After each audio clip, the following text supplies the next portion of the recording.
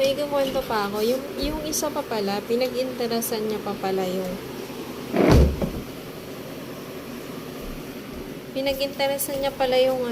yung mga binibigay sa akin. May naghahanap kasi sa akin dito. Tapos, may binibigay na pagkain.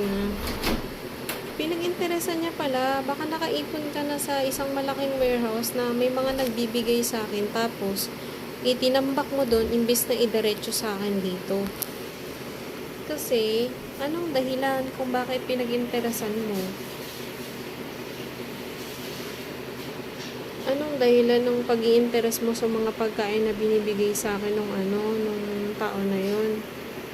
Kasi may kaibigan ako, may nagbibigay din sa kanya, pero walang nakalagay na pangalan, basta binibigyan lang siya tuwing birthday niya, tuwing may okasyon. Kaya, doon ko na-confirm na, hala, totoo yung sinasabi ng source na to, na may nagbibigay sa akin. Kasi doon din sa Quezon City, may nagbibigay din sa akin, sabi niya,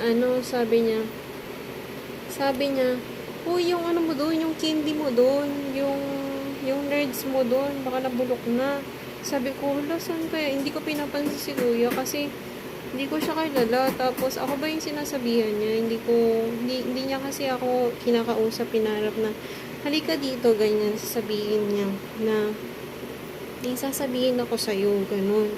Walang nagaganon. Walang nagsasabi ng ganun na basta na lang sinasabi nila, may ano ka dito, may nerds ka dito, may pagkain ka dito.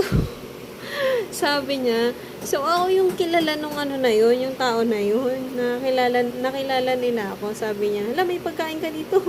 May nagbigay sa'yo ng ganito. Ganun.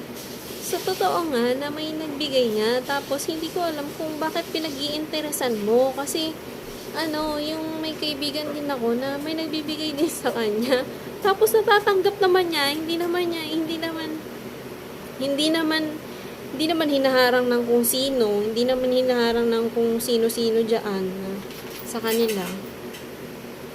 Na may nagbigay, totoong may nagbigay. Na bakit ako pag binibigyan ako, pinaghihinalaan mo ko. Marami akong kakilala na pwede magbigay sa akin na. Pero hindi nila alam na may ginagawa palang ganito, kaya ewan ko, baka pinag-iisipan nila, baka ginagawa to ng kaya binibigyan. Baka ganun yung isipin nila. So, may nagbibigay niya talaga. Kasi nga, nag-Facebook ako nag-upload ako ng mga video. So, bakit hindi ako makaka-receive ng mga ganun?